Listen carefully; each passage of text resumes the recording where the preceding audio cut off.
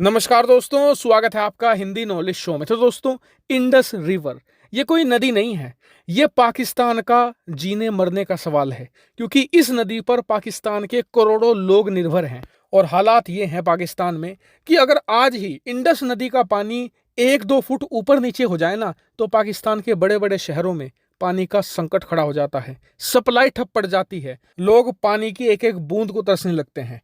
इस तरीके से निर्भर है पाकिस्तान इंडस रिवर पर। और पिछले 3-4 सालों में तो ये निर्भरता और बढ़ी है। क्यों? क्योंकि पाकिस्तान के अंदर पिछले 3-4 सालों में बारिश बहुत कम हो रही है, सूखा भयंकर तरीके से पड़ा है। ऐसे में इंडस नदी से पाकिस्तान पानी पिए या फिर खेती के लिए सिंचाई करे, ये पाकिस्तान के लिए एक बड़ा सवाल है।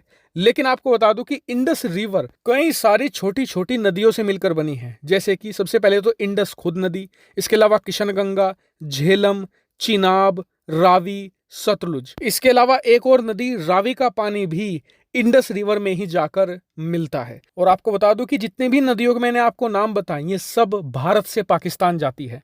ऐसे में आजादी के बाद से ही पाकिस्तान को यह डर सताता रहता था कि कहीं भविष्य में अगर भारत ने इन सभी नदियों पर डैम बनाने शुरू कर दिए तो ये एक बहुत बड़ा स्ट्रेटेजिक एडवांटेज भारत के हाथ में आ जाएगा। क्यों? क्योंकि एक तो डैम से बिजली बनाकर भारत पैसा कमाएगा। इसके अलावा भारत डैम की मदद से पानी रोककर कभी भी पाकिस्तान में सूखा ले आएगा। इसके अलावा एक साथ बहुत सारा पानी छोड़कर भयंकर बाढ़ पाकिस्तान में ले आएगा। इसीलिए पाकिस्तान ने 1960 में ही भारत के साथ एक बड़ा समझौता किया और इस समझौते को कहा गया इंडस वाटर ट्रीटी। इस ट्रीटी के तहत भारत इंडस नदी, किशनगंगा, झेलम और चिनाब का पानी नहीं रोक सकता था। हाँ, इन पर डैम बनाए जा सकते हैं, लेकिन रनिंग डैम, ऐसे डैम नहीं जिन पर पानी रोक लिया जाए। ऐसे में पाकिस्तान को एक तरीके से गारंटी मिल गई कि इन नदियों का पानी हमेशा उसके देश में आता रहेगा। लेकिन इसके बदले भारत को क्या मिला?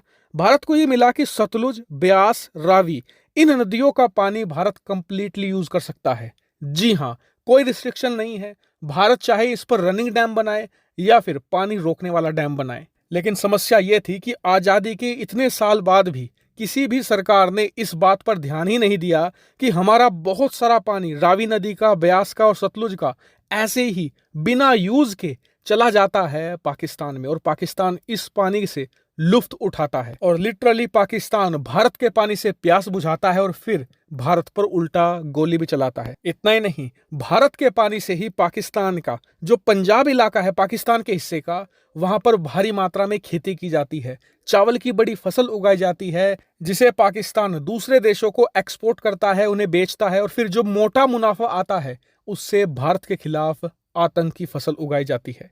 ऐसे में भारत ने अब से कुछ साल पहले यह तय कर लिया था कि अब यह नहीं होने देना है, और इसको लेकर लगातार प्रयास किए जा रहे थे और ये प्रयास अब सफल होते दिख रहे हैं। दरअसल खबर यह आई है कि भारत करीबन 68,000 करोड़ की लागत से 10 नए डैम बना रहा है इन सभी नदियों पर, जिससे कि भारत का पानी भारत में ही रहे, उसका पाकिस्तान इस्तेमाल ना कर पाए। और आपको बता दूं कि ये कागजी काम नहीं है, इस पर ऑलरेडी ग्राउंड पर काम शुरू हो चुका है। 5 ऐसे बांध हैं, डैम हैं, जिन पर ऑलरेडी कंस्ट्रक्शन स्टार्ट हो चुका है। एक डैम ऐसा है जिसे पिछले ही महीने अप्रूवल मिला है, और 4 डैम ऐसे हैं जिन्हें प्लानिंग फेज में रखा गया है। जल्द ही उन पर भी काम शुरू कर दिया जाएगा। और अगर मैं आपको इसके फायदे बताने लग गया ना, तो आप हैरान रह जाओगे। उदाहरण के लिए, इन 10 डैम की मदद से भारत 6.8 गीगावाट बिजली पैदा किया करेगा, जिसकी वजह से कश्मीर और हिमाचल प्रदेश में भारी मात्रा में रोजगार पैदा होगा। बिजली इन इलाकों में और ज्यादा गांवों तक पहुंचेगी, और इसके अलावा इस ढेर सारी बिजली को बेचकर हम बहुत सारा पैसा भी कमा सकेंगे, सरकार को रेवेन्यू भी मिलेगा।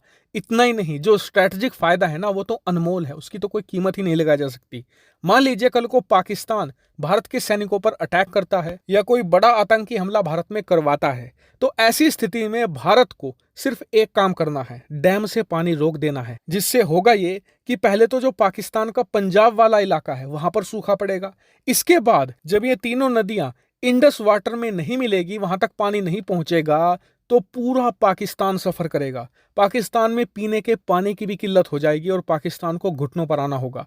इसके अलावा अगर पाकिस्तान में सूखा नहीं पड़ता है, जबरदस्त बारिश हो रही है और भारत चाहे कितना भी पानी रोक ले, पाकिस्तान को फर्क नहीं पड़ रहा है, तो बस भारत को इतना कहना है कि हम और पानी छोड़ देंगे, पाकिस्तान इसे झेल नहीं पाएगा, उसे फिर घुटनों पर आना पड़ेगा। यानी कि ओवरऑल देखें तो भारत के दोनों हाथों में लड्डू है और सर कढ़ाई में है। ऐसे में भारत की मोजा ही मोजा है। हालांकि पाकिस्तान चीख रहा है, चिल्ला रहा है, लेकिन उसका कोई भी फर्क नहीं पड़ने वाला, क्योंकि भारत जो भी कुछ कर रहा है इंडस वाटर ट्रीटी के अंतर्गत कर रहा है और उस ट्रीटी पर खुद पाकिस्तान ने सिग्नेचर करके रखे हुए हैं। ऐसे में भारत ने बढ़िया चेकमेट किया है पाकिस्तान को। हालांकि भारत के इस पूरे प्लान पर आपका क्या मानना है, कमेंट करके जरूर बताएगा। फिलहाल इस वीडियो में इतना ही। Thank you very much for watching video.